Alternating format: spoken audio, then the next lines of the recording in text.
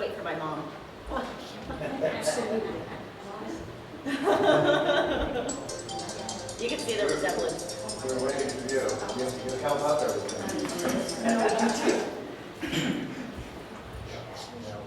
Please silence all phones and pictures.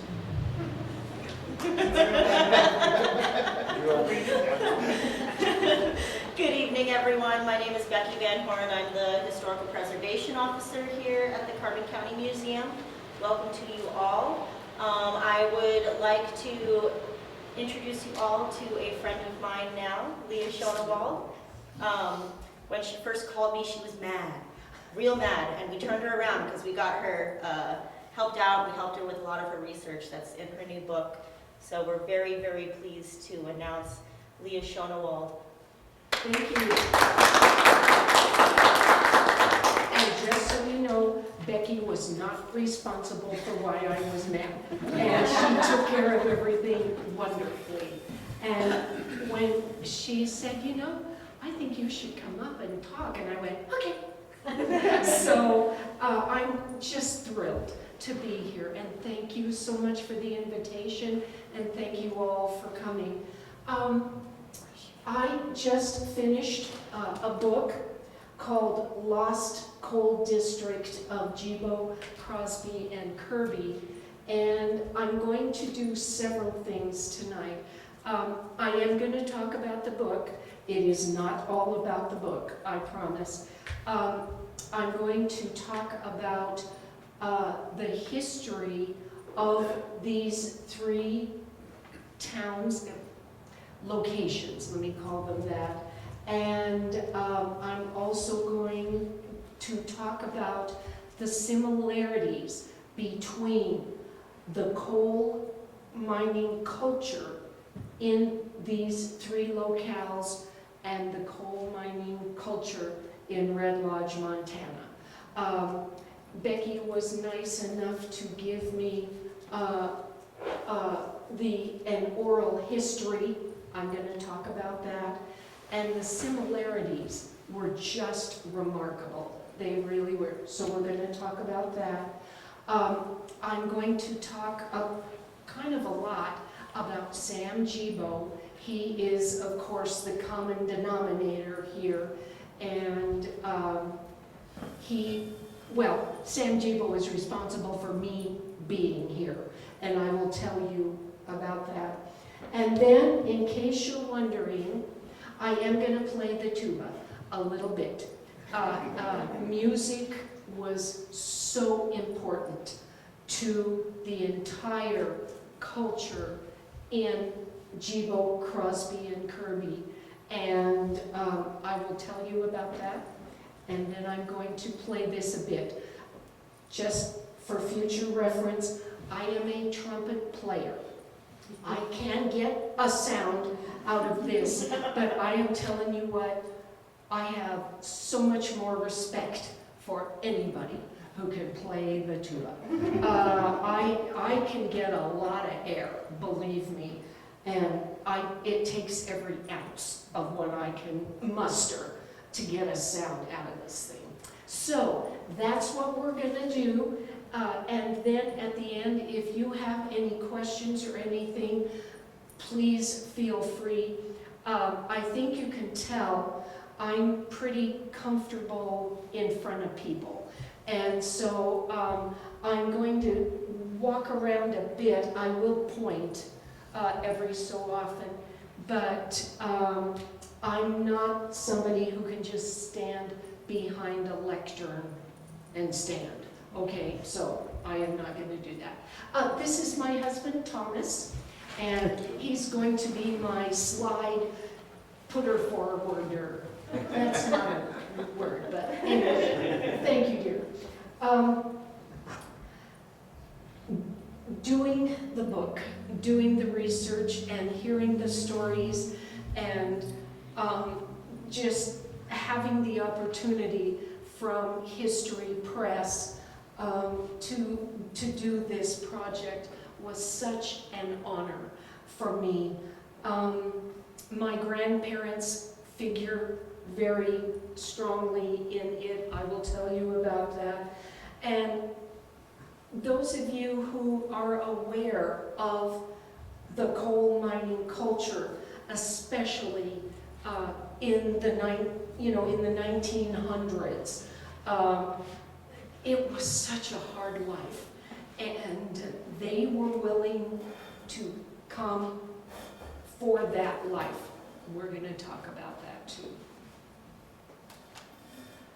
I had so much help, and there will be names and names and names, and it did take me, well, years. Honestly, I thought about it, and then when I started doing my research, it took on a life of its own. And the more I researched, the more I needed to research more. Oh, you should call, or look at this, or oh my gosh, I didn't know that kind of thing.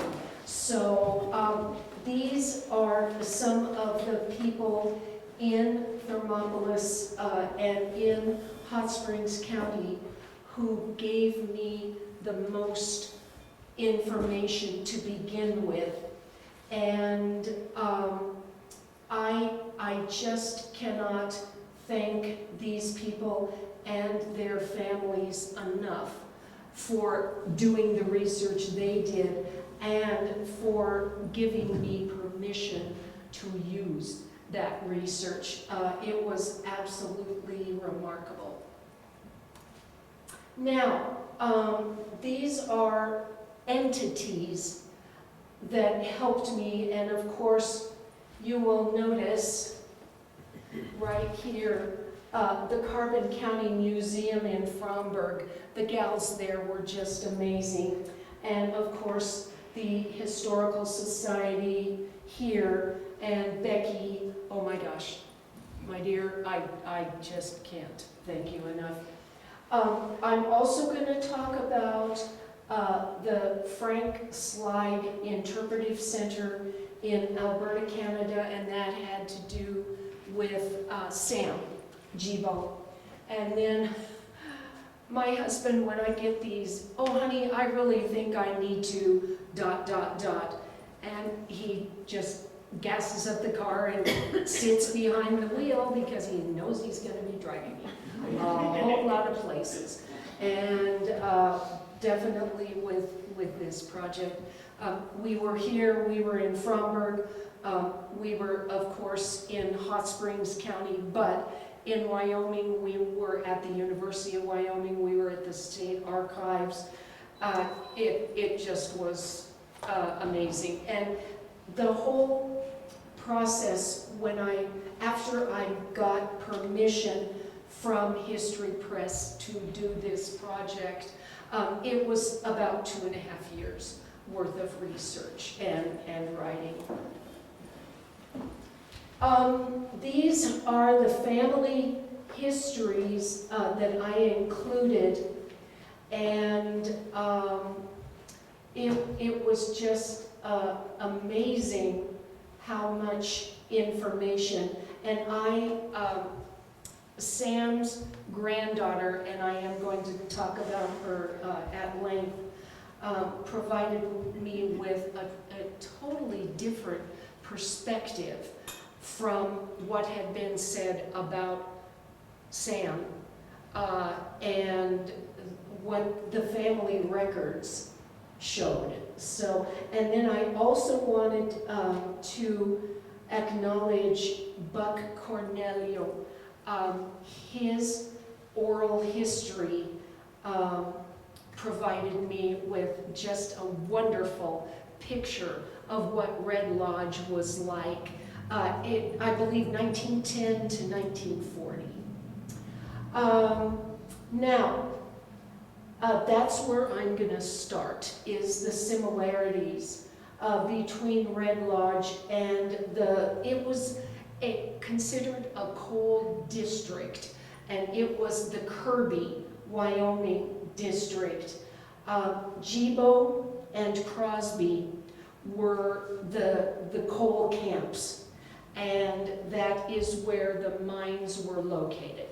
And in Gebo, they were owned by the Owl Creek Coal Company. There were two of them. And then in Crosby, it was the Kirby Coal Company. And then as the coal was dug up and made ready to be shipped out, it was taken by train 3 miles down to Kirby, and that's where the railroad was. And that is the reason why Gebo and Crosby even came into existence, is because the Burlington line, the Burlington Railroad, decided to come from Billings down through the Bighorn Basin, and they said, yes, we will continue the track through Kirby, onto Thermopolis, and then eventually to Denver. And so that's how the coal was shipped out. They started about 1906 and 1907, and according to Buck, that's kind of when the Red Lodge mine started as well. He said that there were about 1,200 miners in Red Lodge, and between Crosby and Gebo, at the height of those mines, it was very close to that number too. Gebo at one time had about 2,000 people, and it was the largest populated area in the Bighorn Basin, and it wasn't even an incorporated town. It never was, nor was Crosby. They were coal camps. They were both melting pots, genuine melting pots. The lady who gave me the most research about the nationalities and everything in the Coal District, her name was Iris Gwynn, and when she got her master's degree, she did her paper on the interaction of the nationalities in Gebo, Wyoming. And she described them and their dress and their other different customs and things, and it was amazing. And she identified about 16 different nationalities.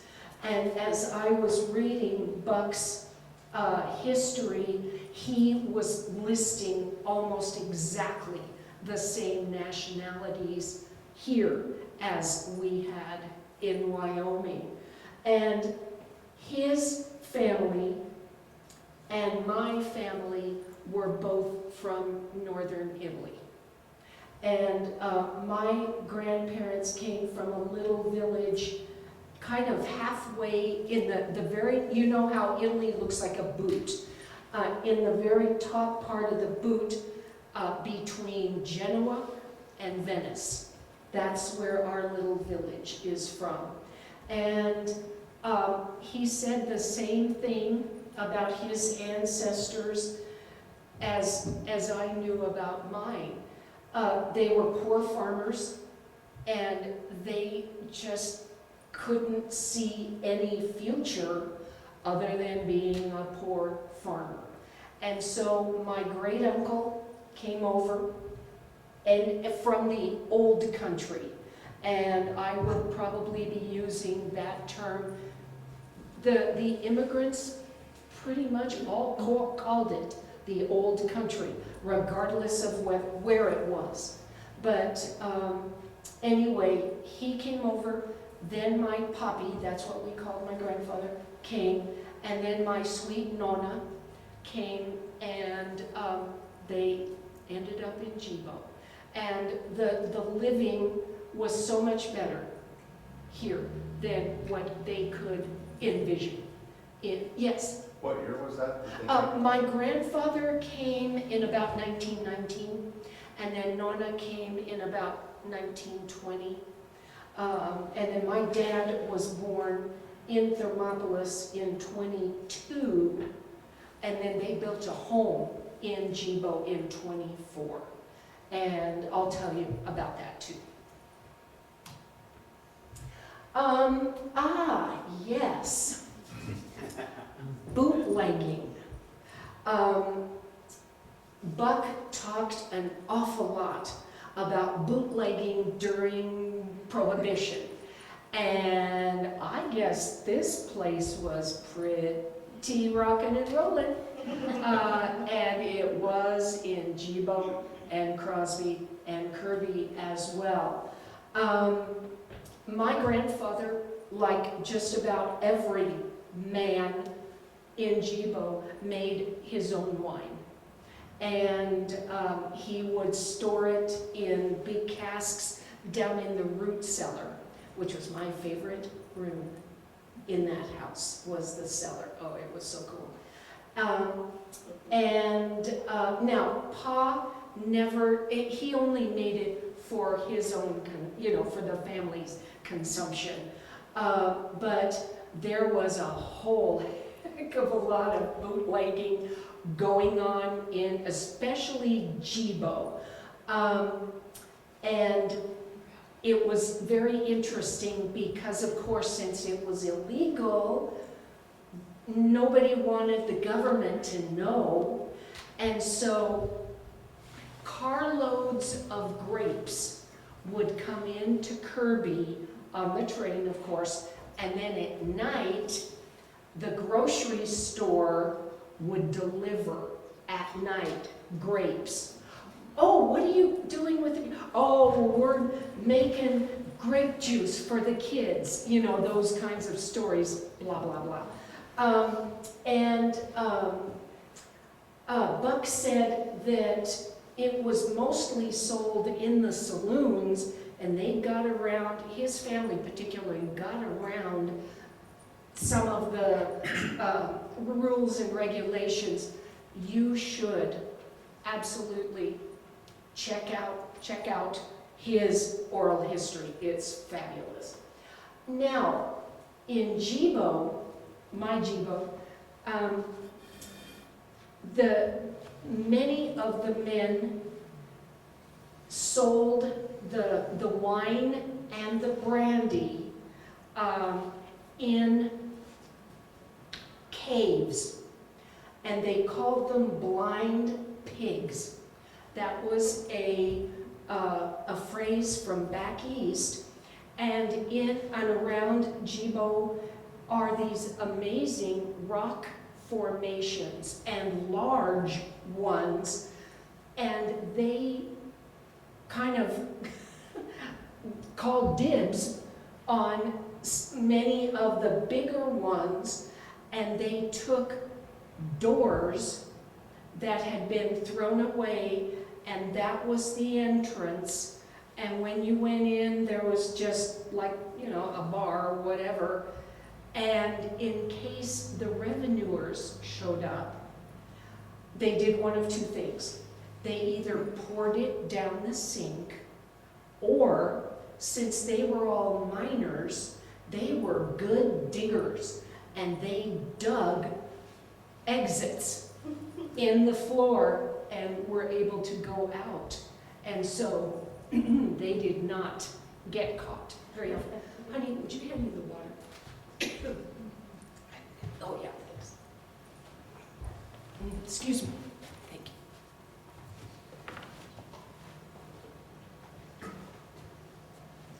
you. Now, Buck talked about the different areas in Red Lodge, like there was Little Italy and there was the Finnish place, and there, just the nationalities had their own spots. And in Gebo, that really wasn't the case. My grandparents lived near some other Italian families, but it was not like a strictly Italian neighborhood. But in Crosby, which was 2 miles south of Gebo, They had Greek town, and there was tent town, and all of the houses were literally tents. And so it was much more, for lack of, I guess, lack of a better term, segregated in Crosby than it was in Gebo. But, and he also said that a lot of the businesses were like, there were Italian stores and Finnish stores and whatever. And again, that wasn't so much in our coal district, but there were enclaves, you know, and I'll talk about that a little later. Now, freighting the coal from the tipple to the railroad, the left side picture is of full coal cars that would have been hoisted, of course, from the underground. And there they are full, as you can tell, and that building in the back is where they were weighed. And there were two-man crews. Each crew had its own number. And on the coal cars, there was a place where each crew could hang a metal disc about this big. It was called a check, and it had the crew number on it. So when the cars went in to be weighed, they would take the checks off and give those to the bookkeeper or whoever, who then gave the crew, you know, they gave them their, yes, you did that kind of thing, credit. And that's how they got paid, was how many cars of coal they could fill. And then there's another set of tracks on the left side, and they came out of where they were weighed, and then they went down to the tipple. I will show you the tipple a little later. The picture on the right is the engine in Crosby. That is in Crosby. And that is the engine that pulled the coal cars from Crosby down to Kirby. And Buck said that, from what I understood, the railroad was in Red Lodge, right? So it wasn't like miles away or anything. Yeah, right out there. Okay. But in Crosby and Gebo, they had to take them down to Kirby. There was one school in Gebo, Kirby, and Crosby, and they were all known for very, very good educations. And of course there were multiple grades in each classroom, and of course the little ones learned from the big ones because they heard their lessons and everything, and the older kids would actually listen to the younger kids read and things like that, and they wrote poetry and essays, and I remember, like in junior high especially, we had lots of country schools in Hot Springs County. And I was usually in the spelling bee. And I'm not kidding, every year, a country kid won first, second, and third. Every year. Because they practiced a lot. Let me tell you. And Buck talked about the amazing schools here in Red Lodge. He said there were 3 of them, and there was a Rhodes Scholar, and lots of graduates from Red Lodge became doctors and attorneys, and how cool is that? Yeah. There were hangout spots of course. He said a lot of times it was where it was like the blacksmith shop. That was kind of the hangout place for the miners. In in Gebo, it was the pool hall. Many nationality societies, both places. And he talked about several banks, and one of them was Meyer and Chapman. Now, Sam Gebo, and I know you are familiar with the amazing barn in Fromberg, and of course that was part of the Gebo Ranch. And when Sam was involved in fraud in Wyoming, I'm going to tell you about that. But when that whole court thing was settled, he left for Guatemala. Oh, yeah, seriously. And he left everything. The ranch, the house, they had cattle, they had horses, they had the barn. And he left all of that to be auctioned. And I went, wait a minute, why would he do that? Well, come to find out, he had mortgaged everything in Fromberg/Gebo. And Meyer and Chapman were some of the co-mortgagors. Is that right? Yes. And so there was another connection. Paydays. What year was that?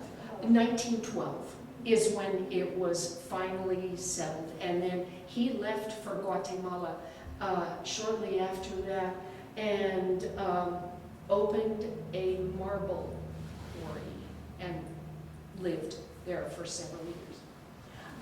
There were paydays every 2 weeks, and when the men, I'm not going to call them guys, I'm sorry, when the men got their paychecks,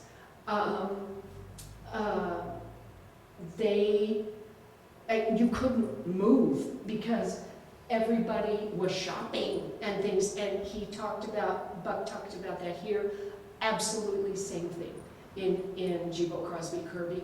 And there was a sweet story. The wives of the miners did not want to get close to them after work until they had showered. And you can all understand why. Except on payday. And then the ladies, those hands were going down in the pockets and everything to make sure that the money went into the family bank account or whatever and not in the pool hall or the bar or whatever. So anyway, it was pretty crazy. The sidewalks were just crammed with people every 2 weeks. The patriotism shown by these amazing immigrants was quite remarkable. When they came, they were so grateful for the opportunity that they had been given, and they really wanted to assimilate.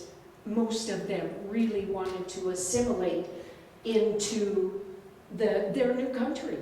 And of course they wanted their children to have a better life and an education, because so many of the men and later women were not able to be educated in the old country at all.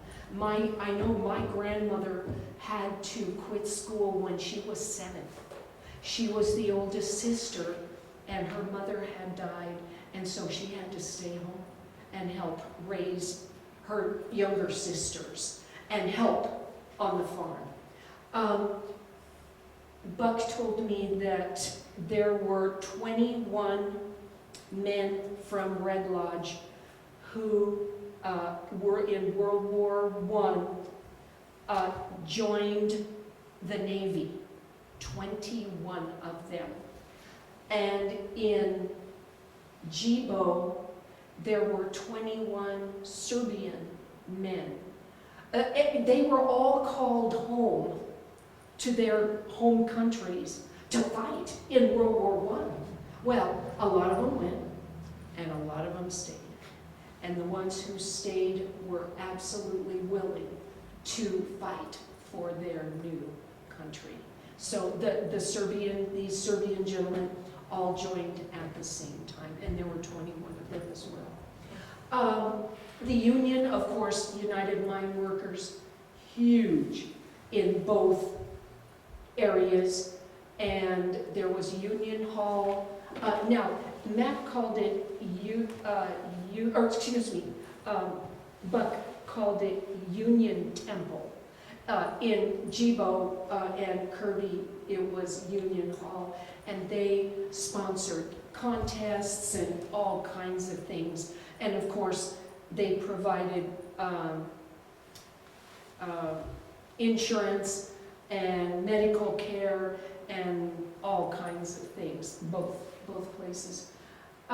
Making ends meet, and I know you all know this, mining coal was incredibly dangerous and incredibly hard, and there was no ease to their lives at all. And they made a wage, of course, but they didn't work all year long, and we're going to talk about that. And so, making ends meet, they had few resources. I love this quote. It's from a friend of mine. They didn't have very many resources, but they were resourceful. And they had second jobs.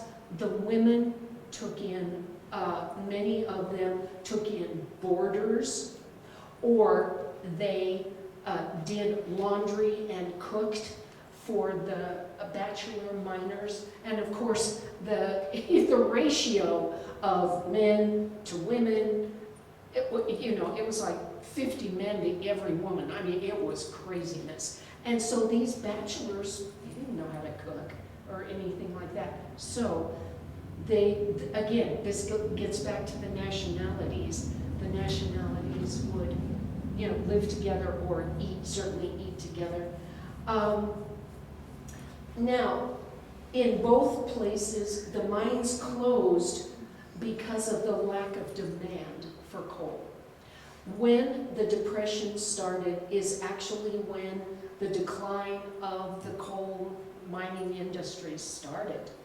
And by 1938, that is when, let me back up. 1933, the Crosby mine exploded. And so the next day, the town ceased to exist. Of course, there would have been an unlimited amount of fuel available to burn, and it burned for decades.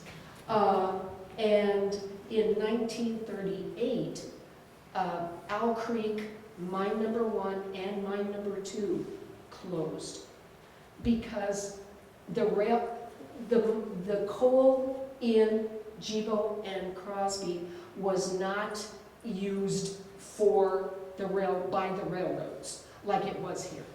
It was more different contracts from businesses and from homes, and this demand went less because, of course, what coal had been sold to the railroads, it was being replaced by diesel.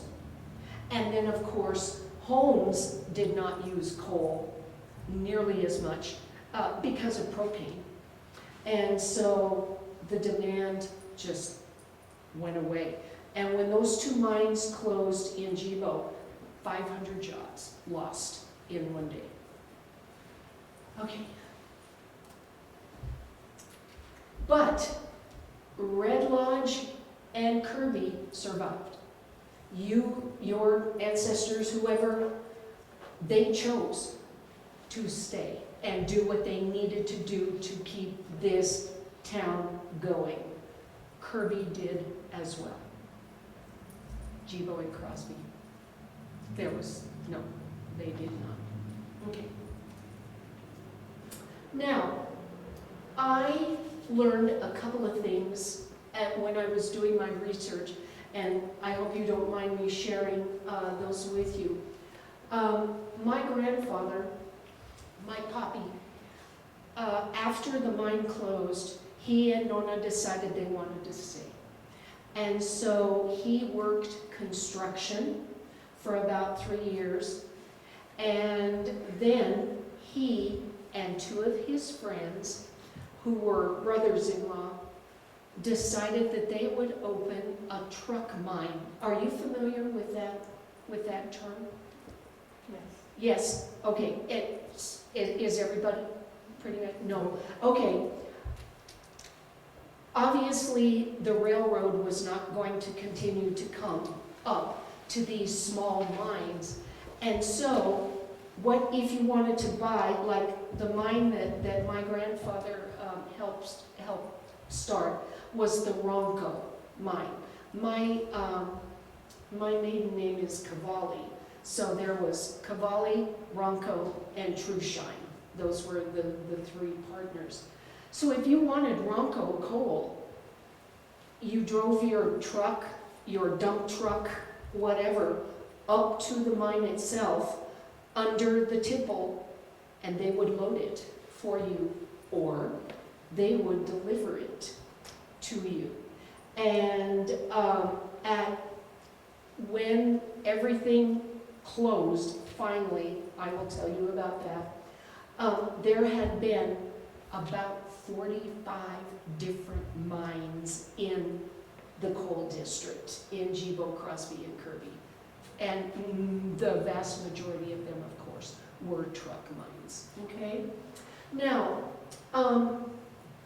when the mines closed in '38, they closed in January. In March, 8 boys joined the Civilian Conservation Corps. Of course, that was one of the programs that President Roosevelt, had started to help young men make money and help their families and everything. My dad was one of them. At that time, you should have been 19 in order to join the CCC. Dad and most of the other boys were 15. Dad was a sophomore in high school. So they went to Gillette, Wyoming, and the CCC helped with jobs, of course, but they also helped preserve natural resources and things like that. So these boys, who were all sons of coal miners, went to Gillette, Wyoming to fight coal mining fires, which that was just amazing to me. And they were there from March to September. They earned $30, they earned $1 a day, so $30 a month. Their families got 25 of that, and the boys got to keep 5. So at the tender age of 15, 16, these boys became co-breadwinners, and in many cases, breadwinners. They supported their families on $25 a month. Yeah, that is just amazing to me. Okay, the man of the hour, Samuel Wilford Gebo. And I love this photo. Sam's granddaughter gave this, or sent it to me, and this is so much better than his passport picture. He looks like a gangster. seriously, in his passport picture, he really was an elegant man, but he was a fraud. He was a brilliant businessman, but he also made money any way he could, and he didn't care who he mowed under in order to make that money. And he spent the money like crazy. He knew, he just had this innate ability to befriend people and make them want to work with him and make them want to loan him money and become a partner. And he had connections literally from New York to Canada, Western Canada. So I don't want to romanticize him in any way. He was so complex, he really was. And he had a true love of coal. He quit school when he was 10. He was absolutely brilliant. But he had to go to work right away. And he worked, he rowed fishing boats on the Hudson River for wealthy fishermen. Found out about coal in Illinois, spent time there, learned the different types of coal and coal seams, veins. He ended up here for a long time. He said that he would own his own coal mine. He did, about when he was 21. And he knew that being a coal miner and a coal owner was honestly what he was destined to do. And he did that and more. Okay. Now, of course, there's the barn in Fromberg. And Sam's granddaughter's name is Marilyn Johnson Press.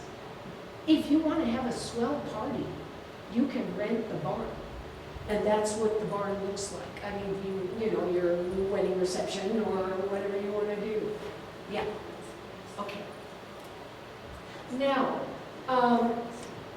the gals in Fromberg, they think that that is Sam outside the Gebo mine in Gebo, Montana, the one on the left.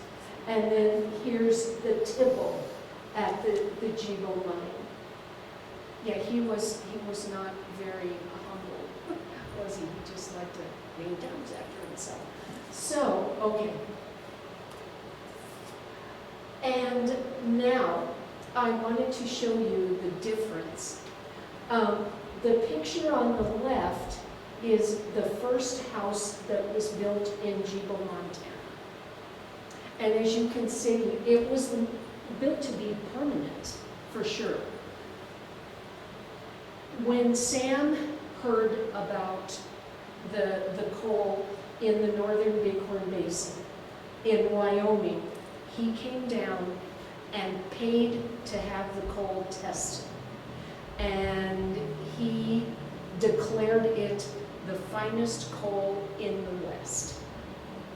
And it was subbituminous, but it burned so hot, and it only left about 3% ash. And he said, yep, I want this. I am going to have this. However, I need to do it. We'll talk about that. Now, please look at those poor shacks. Those were the first houses in Gebo, Wyoming.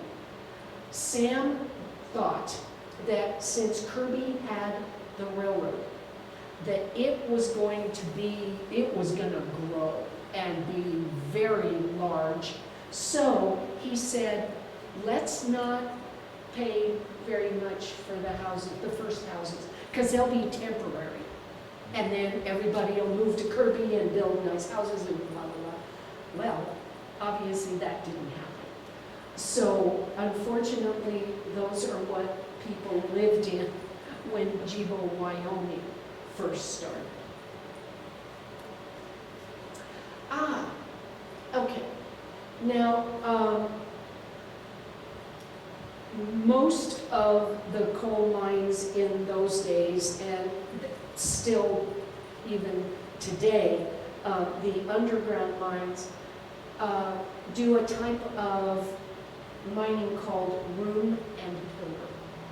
And you have a seam of coal, and as you dig into it to get the coal out, you leave pillars of coal that will support what is above you. And when they are in an area, those are called rooms. And as they continue, most of the time horizontally and then some down, but those areas are rooms, and then as they finish getting all of the coal out of a room that they can safely extract, they will knock the pillars down. Sam, in about 1901, had met this very wealthy gentleman named Mr. Frank, and Frank said, I've heard about really good coal in Alberta. Do you want to join with me? And of course Sam said yes, so off they went to Frank, Alberta, Canada. All right, now, if you look at the bottom, that's the diagram of the mine. And instead of horizontal mining, they did vertical root and pillar. And I'm not joking. The rooms were 400 feet tall. And the pillars, of course, had to be 400 feet tall. And the men would, and the pillars were hollow,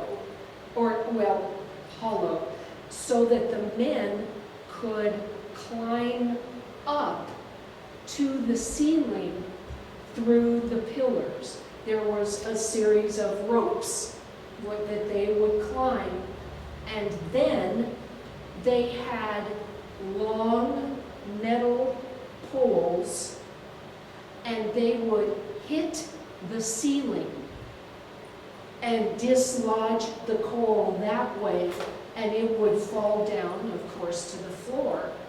And as the ceiling went higher, the floor went higher, and after so much coal was on the floor, there were chutes underneath the floor. They would open them, and here goes the coal down into the cars. And so that's how they mined there.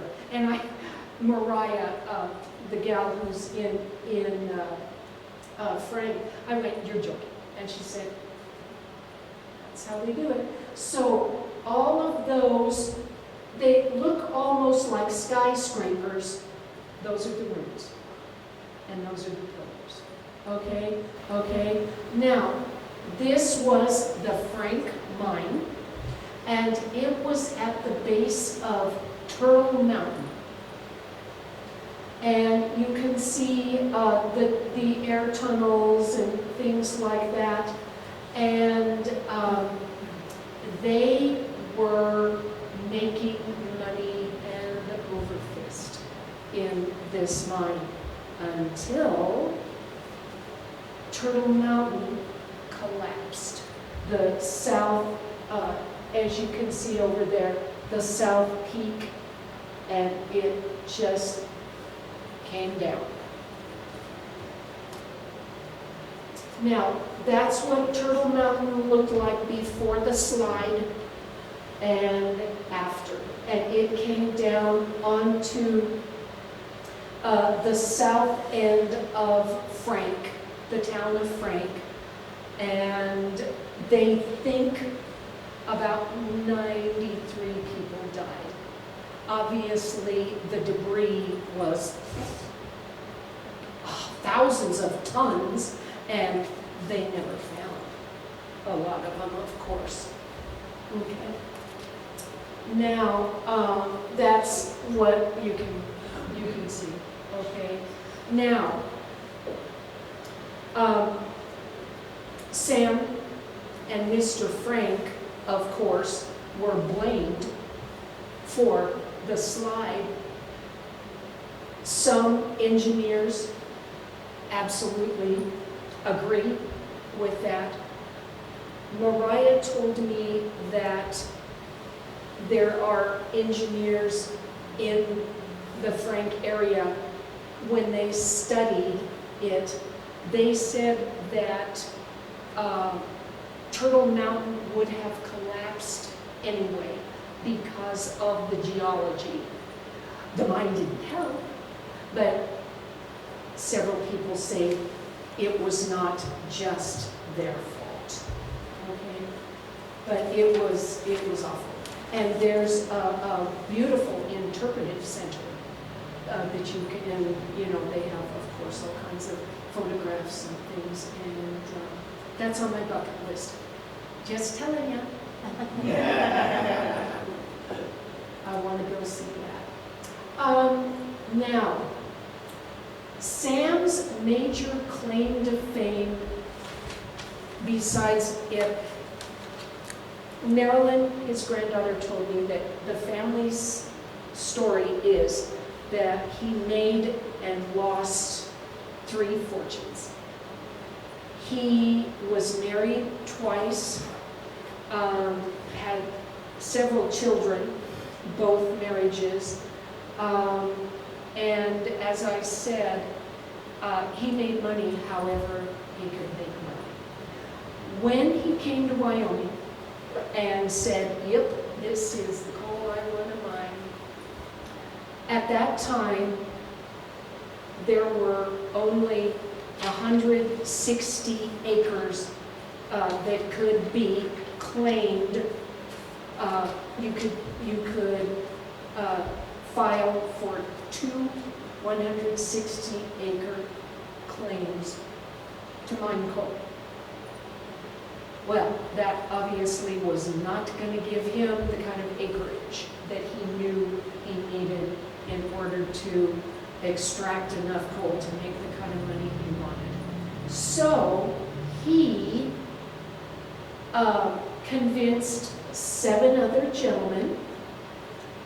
4 of them were in New York, and Sam's family, when they immigrated from France to Quebec, Canada, and then to New York in Amityville.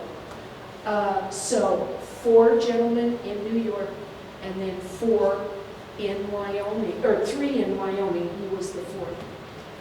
And they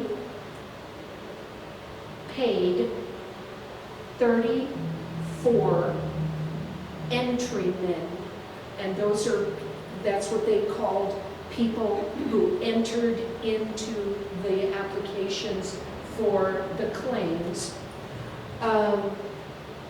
34, most of them in New York, many of them bartenders, hotel, elevator operators, some of their neighbors, and they paid all of those people $5 to file for mining claims.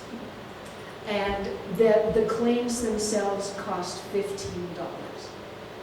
Well, what ended up happening is, instead of, and then they had to file the claims in Wyoming, of course.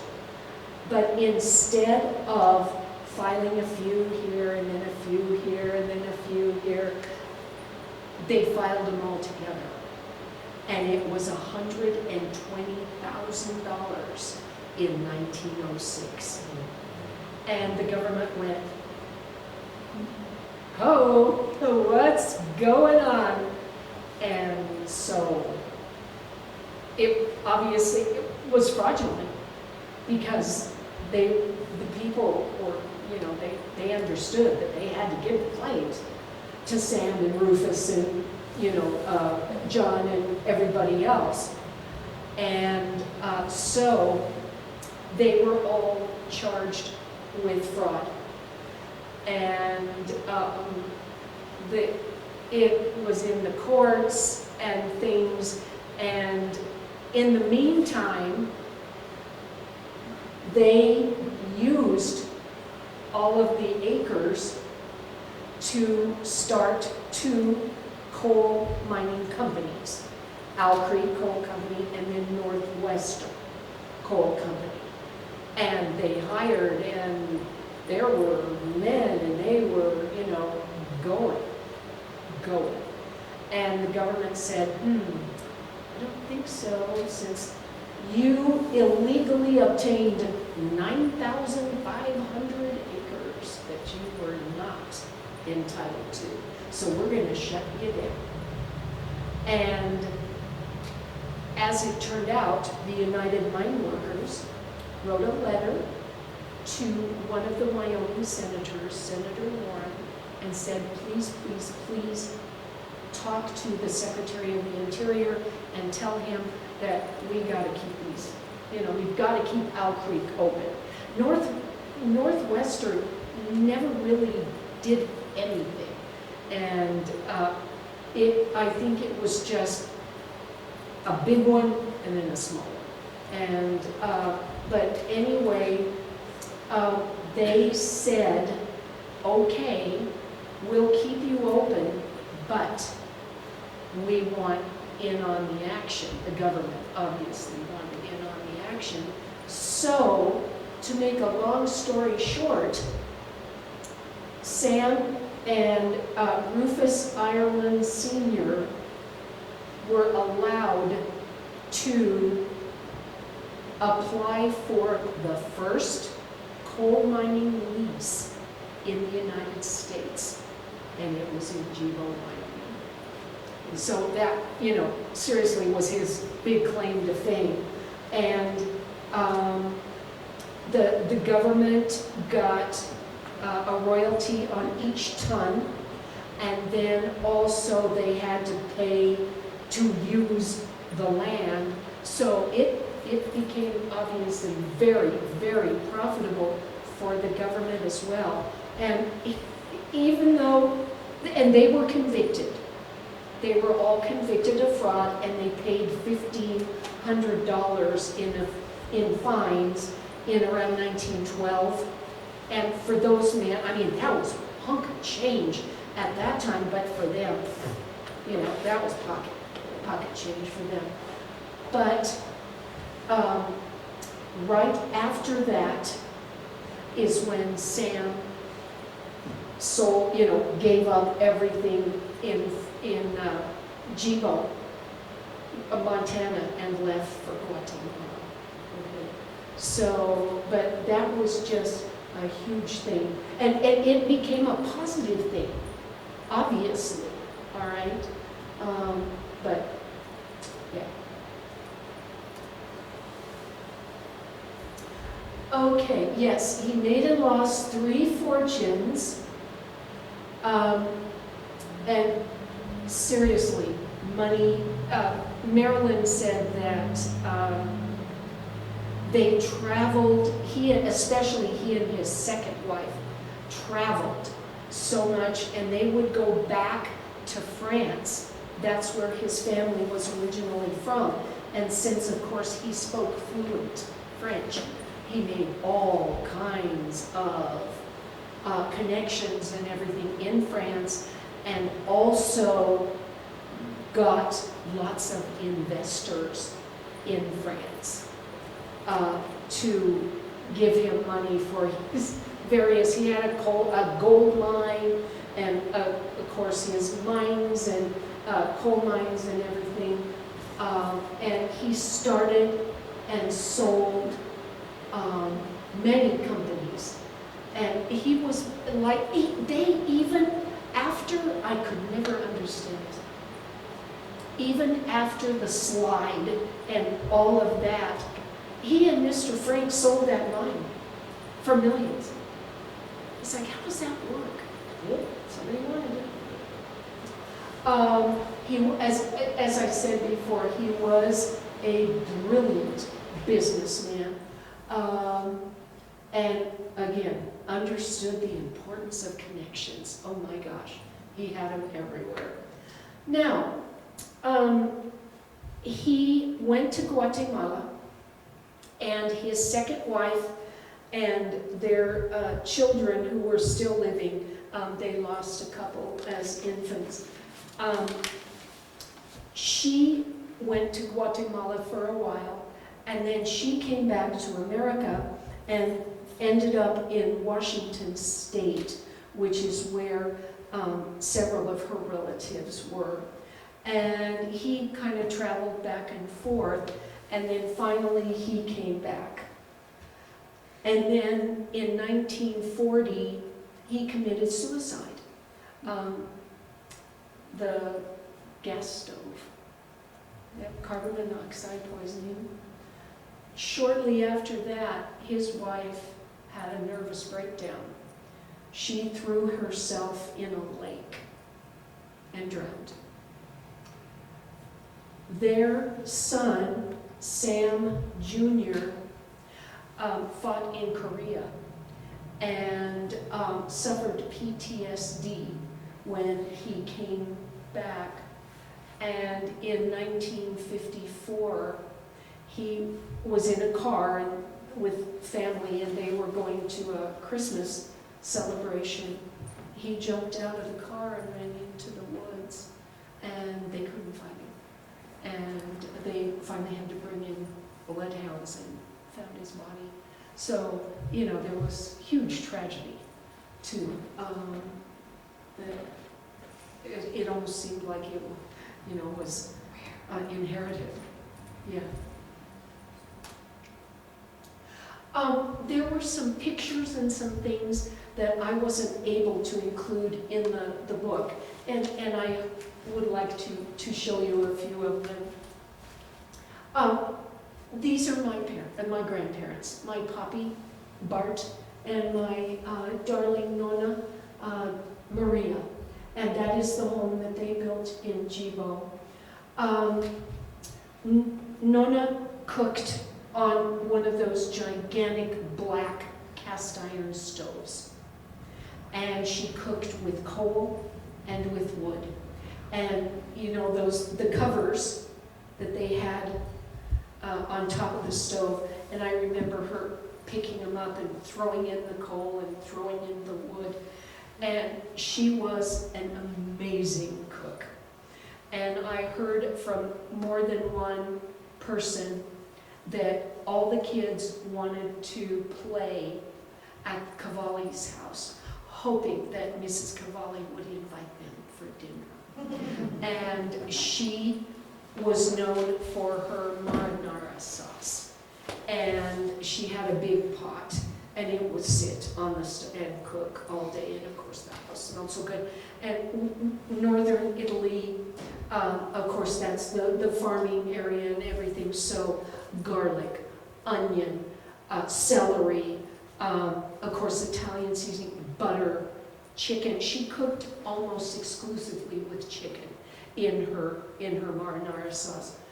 But if a kid got invited, run home. Mom, Mrs. Cavalli invited me for dinner, bye. Didn't ask, out the door.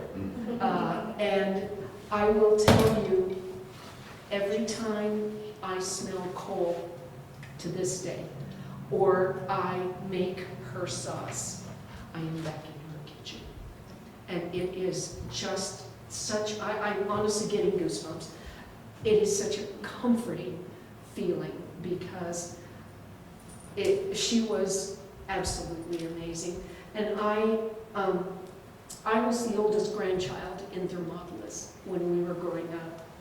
And they moved into town when I was 9. But before that, when I was old enough, my mother would put me on the train in Thermop. And I got to ride out to Kirby by myself, thank you very much. And Pa would come and get me, and then he would take me to that magic place that was my grandparents' home. And it was amazing. And of course, my parents and my brother and sister and I visited, but I was the one who got to spend the time. So yeah, it was amazing. And I was not able to use that picture in my book. They said it wasn't quality enough. I'm going, wait a minute, I want that, but no. Oh, this is such a great story. And I apologize for the quality of the picture.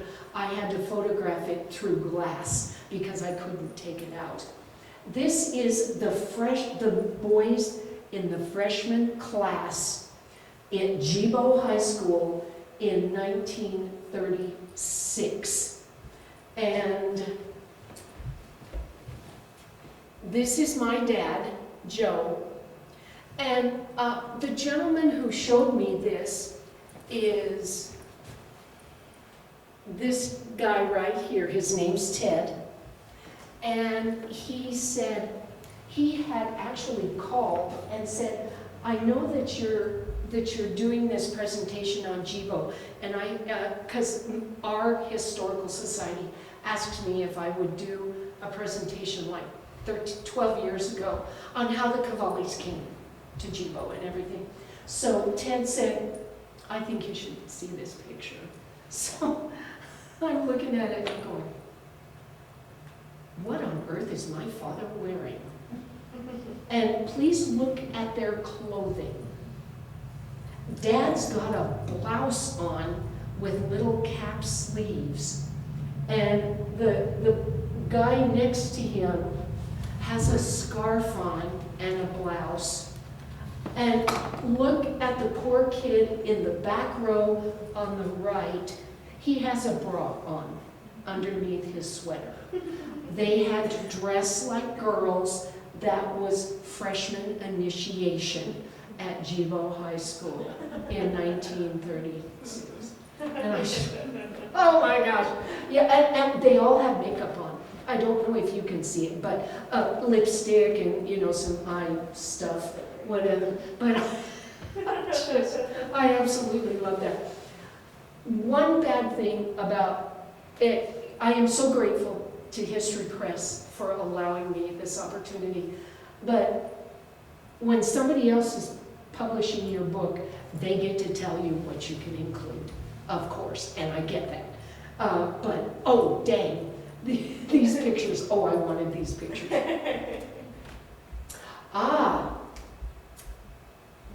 In 1944, of course, during World War II, Japan decided that they would terrorize the western part of America by sending balloon bombs from Japan across the Pacific Ocean on the Jet stream. thank you. I'm going wind something. It went away. Thank you. Jet stream is it. So they had young girls, fold the paper and coat it and everything and build balloons, like a hot air balloon, but they're made out of paper. And they had baskets with explosives that hung off the baskets with the sacks of sand, of course, that, you know, weighted them. And they sent them. And one of them landed near Kirby, Wyoming. Now, the government, when they started hearing about this, said, do not let anybody know. Because if Japan thinks that they're successful, they're gonna keep sending them. If they don't hear anything, they're not gonna know what happened. And hopefully it'll stop. They stopped. But one landed, like I said, in near Kirby. My Uncle Pete, Dad's brother, the kids got to go look at it. Because, I mean, you know, it came down. And Uncle Pete got a little tiny piece of it. I wasn't able to use any picture because they're all from like Newsweek and whatever. And of course they were copyrighted. But anyway, yeah. And there was a family, I'm sorry, I can't remember where they were. It was parents and 6 kids, and they saw one come down. They were on a camping trip, and they went to look at it, and it exploded, and all of them died. Yeah. This is the very first mine in Hot Springs County. It was the Codling mine, and this is actually from 1880, about 1880. And again, the quality wasn't good enough, but there's Mr. Codling. Yeah, it was incredible. And and we're going to talk about music in a minute. The Gebo miners, many of them were amazing musicians, and so the company formed a band and bought their instruments and their uniforms and everything, and they played often, of course, and they even traveled. And this is how they marketed both the band and the Alcott Coal Company. I love not cheapest in first cost, but the cheapest in results. There you go. And as I say, burned hot, left little ash. My Poppy and Shorty Ronco and Henry Trushine had the Ronco Coal Company, and then my Uncle Pete is on the left, Leo Ronco Jr. is on the right. They bought out the original partners and took over the Ronco Coal Company, and this is there. They were in business until 1975, and they were the last truck line in operation. And that year, MSHA, the Mining Safety and Health Administration, came in and said, we are putting in several new regulations, and you have to buy this, do this, and it's only going to cost you $250,000, and you have to do it in like 6 months. That month. Yeah, right. So they closed, so they were the last ones. And again, I was not able to use that picture. Now, I wanted you to see, this is the tipple at Owl Creek Coal Company. The tipple is that long building in the front there. If you can see up at the top, there is a row of coal cars, and they have come up the mine entrance faced this way, which would have been south. And they were hoisted up and weighed, and then they came back down. There's a track that goes into the tipple, and there are 5 tracks under the tipple And in the tipple, the coal was dumped out onto this enormous thing called a shaker. And it was like a big piece of sheet metal, but it had like a screen. And as it shook, the different sizes of coal went into the screen, and the screen had different size holes in it. And so the very biggest pieces would go in one chute, and then there would be a coal car or a box car underneath, and that's how they filled them. And then, of course, they would attach an engine and take them on down to Kirby. Up by the hoist house and where they weighed them, there was also a big building where the men could shower if they wanted. And that is where they went first thing in the morning, and each man had a locker, and above the lockers were these chains with a pulley, and each man would pull his work clothes down, put them on, put his clean clothes in the locker. At the end of the shift, they would put the dirty clothes back on the chain, and they would dry for the next day, because of course they got so sweaty and everything. And so the shower house was up on the top there, and there was also a series of sprays, and that's how water sprays, that helped make electricity. And the mine made its own electricity, and it also made electricity for Thermopolis. Okay, the blind pigs. I do not know if this would have been used for a blind pig, but these are what the rock formations look like. You can see there was a door.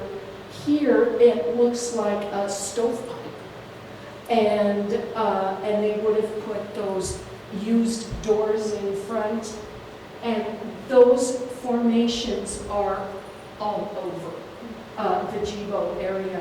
And if you look on the lower picture, you can see part of a wall, and there was a row of fancy houses. It was called Rock Row, and that's where the richest people in Gebo lived.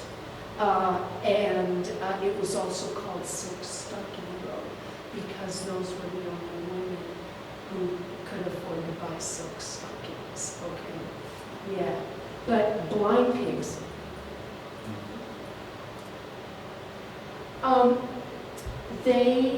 The union sponsored two big celebrations every year.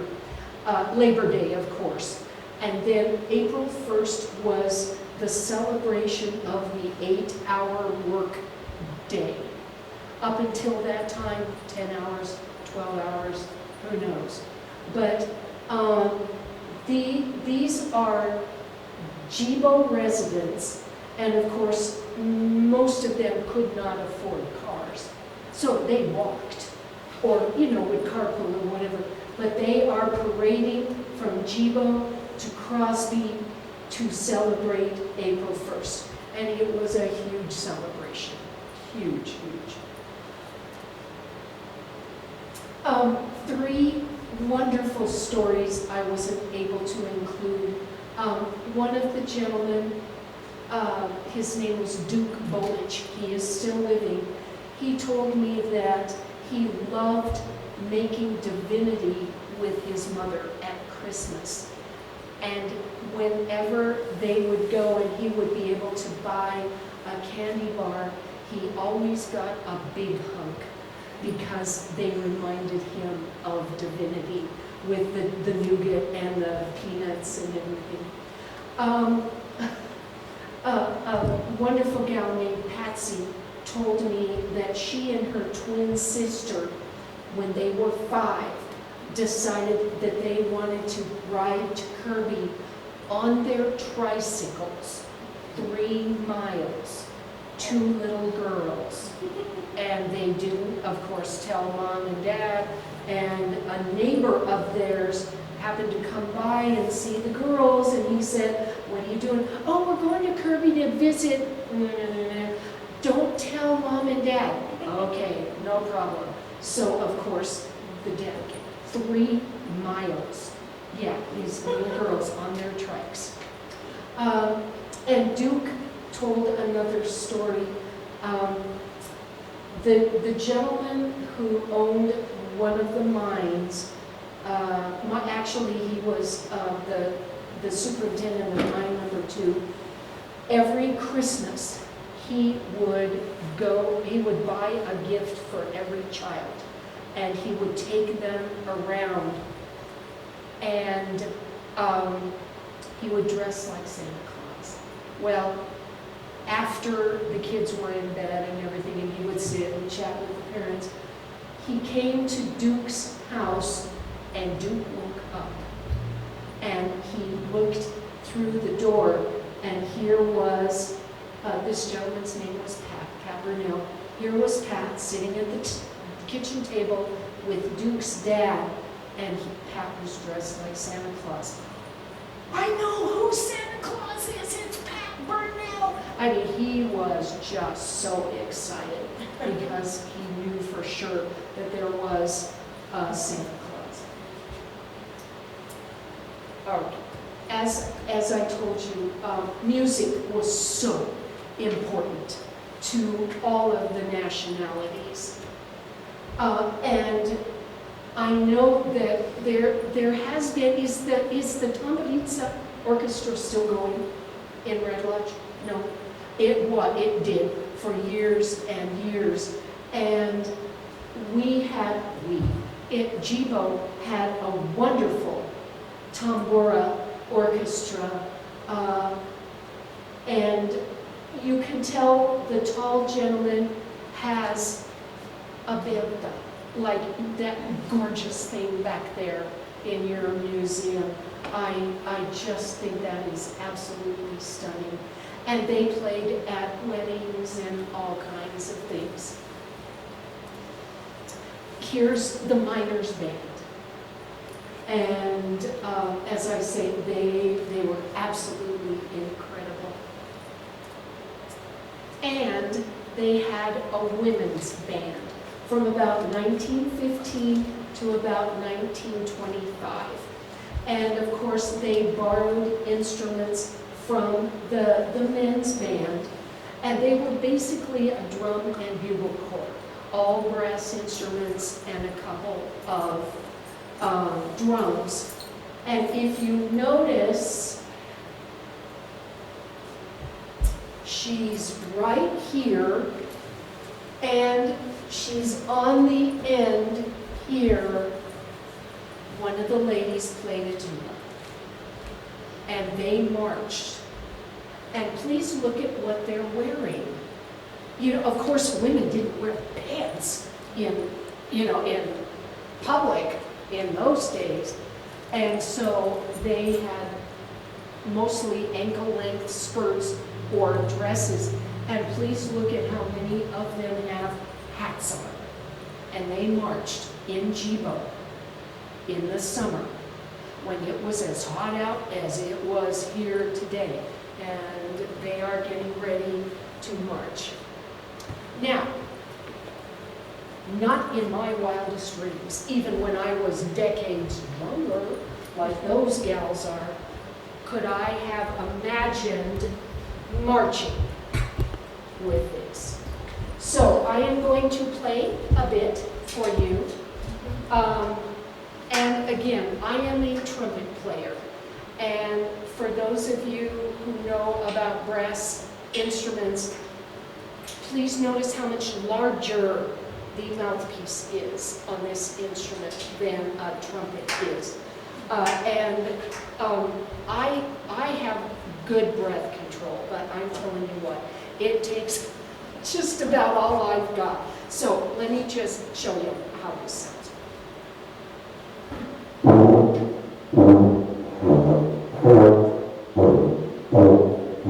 And she would march and play this horn, and I can't imagine. Oh my gosh, yeah. And this is certainly lighter. This is called a 3/4 tuba. I had a full-size tuba for the first presentation that I gave, and I'm not kidding you, I could hardly hold it. And so this is easier for sure.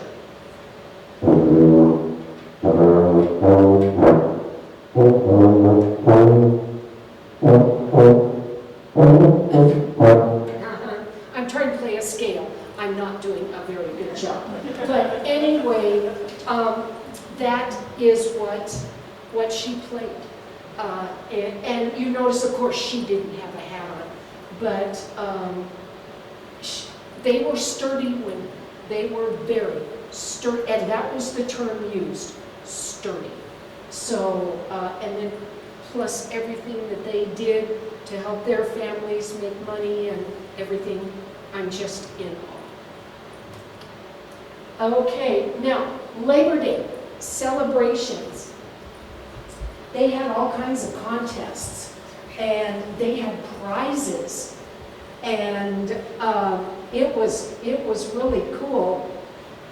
The ladies were part of all aspects of daily life, and some of the things that they participated in was the married ladies race, the coal race, where they would, who can run the fastest carrying a piece of coal. Balloon race, how many balloons could you carry without dropping them? Tug of war, in dresses. Oh, this is my favorite. Husband calling contest. There we go. Or who could throw a rolling pin the farthest? And again, Cashman, so you betcha.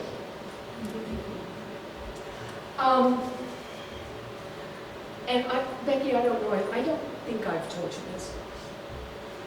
When I got to meet Marilyn, and I on the phone and talk with her and everything, it was like I had come full circle with my Gebo experience and my feelings and everything, because her grandfather was the one who said, yeah, this is where I want to be.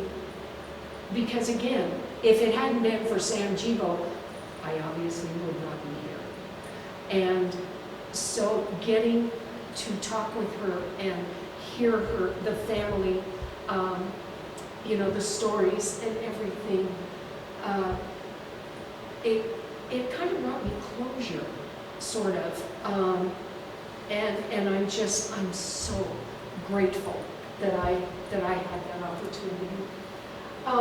This is the very last thing I wrote in the book, and it just reflected on how proud I am to be a descendant of my grandparents, such strong people, and to know that they were part of that whole area, and they were willing to make the sacrifices and to assimilate and to do whatever they needed to give their children good educations. And we owe them it's my belief, obviously our thanks, but our praise. And people who have read the book have told me that they didn't realize that the life was so hard and that it was a struggle, but they were willing to do that, whatever they needed to do. And we've lost, they understood what true community means and how everybody had to help each other. Many of the countries that those people came from, they were at war in Europe and everything. And so there was real animosity. But the second those men went down underground, all of that had to stay up on top, because they, of course, had to depend on each other with their lives, for their lives. And so they would support each other and celebrate each other and things like that. And we don't do that. We've lost so much of our humanness. Is that a word? Anyway, you know what I mean. We just don't help each other like they did, and I'm sorry for that. I wish we did more. So that, again, that was my last reflection. Thank you. Thank you so much for coming. I think I have one more. Yeah. Thomas and I are hoping to start writing a series of children's books about a girl who grows up in Gebo, and so that's what's next for us. But oh yes, ma'am. I want to show you something. This is a picture. I'm Shirley Schwein. This is my husband, Marvin. This is my sister, Linda Krieger, and her husband, Gary. This is our grandma and grandpa at Gebo. Gebo. Wyoming. Oh, no kidding. And that's where they lived, in a rock house. Oh, They lived on the second road, Your house? and that was in a rock house back then. Right, they call it Rock Row. Yes. And your grandparents were? Legaspi. Oh, of course. Yeah, I know that name. Absolutely. And they came over from Poland, and when it was in the war, and they were put on those ships and those boats, Yeah. and they never saw their parents again. Oh, yeah. They were just- But did they send money back? I bet they did. Who knows? Yes, Who knows? They yes. never saw any of their family again. My Oh, grandpa died out there, and I had two uncles also that lived in those mines out there. Mm-hmm. Sure. Oh, thank you for letting me see this. Novakovic is where the Oh, The Novakovic. Yeah. Oh, okay. The boys with my dad, Ted Novakovic. Oh, Ted, that was our uncle. How is that? Oh my gosh.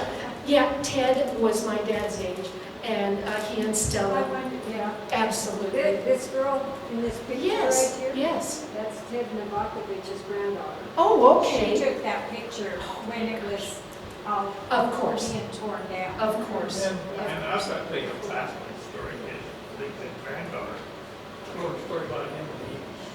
About He Ted made Novakovic. Oh, sweet. the Gebo bomber.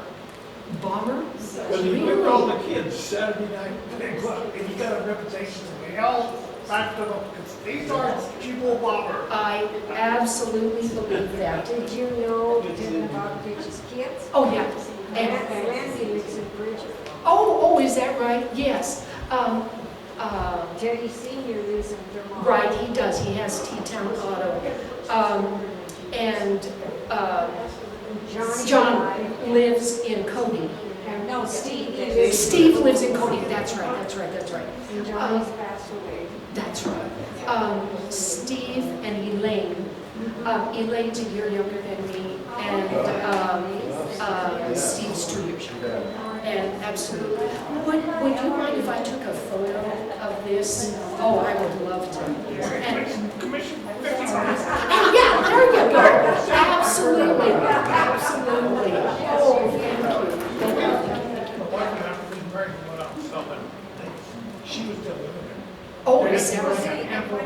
when our grandpa died, grandma stayed living there for quite a while. Oh, okay. And then they took her into. Sure, took him up, yep.